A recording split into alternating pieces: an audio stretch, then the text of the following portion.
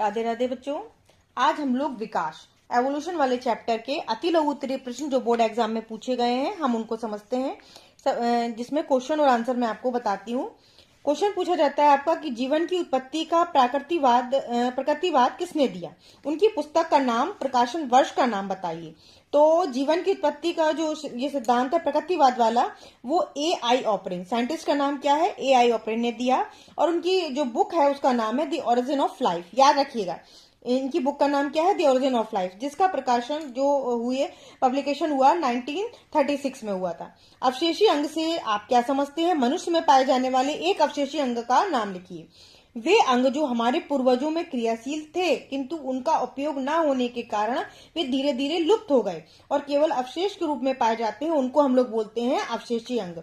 इसके उदाहरण है क्रमी रूप परिशेष का, पुच्छ कशेरुक, ये सारे इसके एग्जाम्पल हैं जो आप लिख सकते हैं।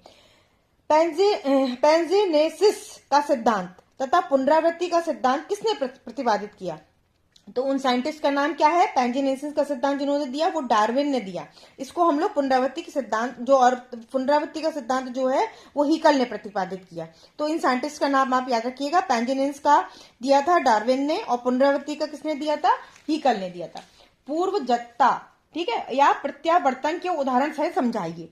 तो किसी जीव या जीवों के समूह में किसी ऐसे लक्षण का आकस्मिक आना जो सामान्य रूप से उस जाति में नहीं पाया जाता है परंतु पहले किसी पूर्वज में पाया जाता था, इसको हम लोग पूर्वजत्ता या प्रत्यावर्तन कहलाता है। यानी कि पहले पाया जाता था, विलुप्त हो गया और अचानक से कभी वो प्रकट हो जाए तो उसको हम लोग बोलते हैं पूर्वजत्ता। इसका एग्जाम्पल है कभी कभी बच्चों के जन्म के समय एक छोटी सी पूंछ जैसा लाइक स्ट्रक्चर पाया जाता है। ठीक है।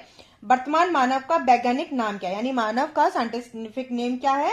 Homo sapiens sapiens. याद रखिएगा, बहुत इंपॉर्टेंट क्वेश्चन है कि मानव का वैज्ञानिक साइंटिफिक नेम क्या है? Homo sapiens sapiens. ठीक है। तो ये सारे जो है इसके इंपॉर्टेंट क्वेश्चन इस चैप्टर के, आप इसको अच्छे से समझ लीजिएगा।